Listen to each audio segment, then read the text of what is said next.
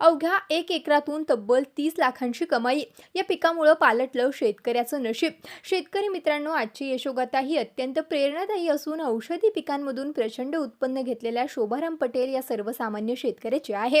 सागर जिल्ह्यातील टेहराटेहरी गावामध्ये असलेल्या सर्वसामान्य शेतकरी शोभाराम पटेल यांनी पारंपरिक शेतीपेक्षा वेगळा मार्ग स्वीकारत काळ्या हळदीच्या शेतीतून यशाची नवी पायवाट तयार केली. या पिकातून त्यांनी चांगला आर्थिक स्थैर्य मिळवलं असून आज संपूर्ण परिसरात आदर्श शेतकरी म्हणून त्यांचा नाव लौकिक होतोय. त्यांनी आपल्या शेतातील अवघ्या 1 एकर शेतीत काळ्या हळदीचं उत्पन्न घेतलंय. काळी हळद ही फक्त उत्पन्नाचं साधन नसून तिच्यातील औषधी गुणधर्मामुळे ती आरोग्यासाठीही उपयुक्त मानली जाते. आज शोभारामजींच्या ही काळ्या हळदीची शेती पूर्णपणे सेंद्रिय असून त्यांनी रासायनिक खते किंवा औषधांचा कोणताही वापर आपल्या शेतीत केलेला नाही. आपल्या शेतीविषयी बोलत असताना त्यांनी आपल्या 1 एकर जमिनीत साधारण 5 टन शेणखत वापरलं असून जून महिन्यात हळदीची रोपे साधारणतः 8 ते 9 इंच अंतरावर बेडवर लावली आहेत. काळ्या हळदीची खासियत म्हणजे तिच्यातील नैसर्गिक औषधी गुणधर्म असून त्यामुळे पिकांवर कीड येत नसून पिकास कुठल्याही फवारणीची गरज भासत नाही.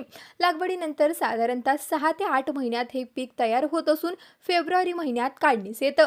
शोभारामजींनी केवळ 10 गुंठ्यातून 15 क्विंटल काळ्या हळदीचं उत्पादन घेतलं असून बाजारभाव साधारण 600 रुपये किलो म्हणजे 60,000 रुपये क्विंटल इतका प्रचंड मिळतोय. अवघ्या 10 गुंठ्याच्या छोट्याशा तुकड्यातून जवळपास 9 लाख रुपयांचं उत्पन्न त्यांना मिळालं असून मी जर 1 एकर पीक घेतलं तर ते 30 ते 35 लाखांपर्यंत उत्पन्न होऊ शकतं असं अभिमानानं सांगतात. या काळ्या हळदीचा उपयोग औषधांमध्ये मोठ्या प्रमाणावर होतो आणि ती कॅन्सरच्या उपचारातही उपयुक्त मानली जाते. त्याबरोबरच नियमित सेवनानं सर्दी, खोकला, ताप, मधुमेह यांसारख्या आजारांपासून बचाव होतो असं मानलं जातं.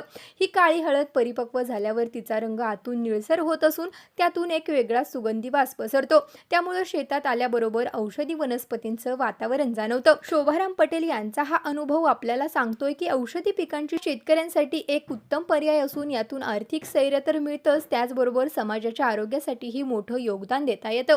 तर शेतकरी मित्रांनो, तुम्हाला ही यशोगाथा कशी वाटली कमेंट करून नक्की सांगा आणि असेच नवनवीन व्हिडिओ पाहण्यासाठी आत्ताच कृषी मंत्राच्या यूट्यूब चॅनलला सबस्क्राईब करा. त्याचबरोबर आमच्या फेसबुक आणि इंस्टाग्राम पेजलाही फॉलो करा.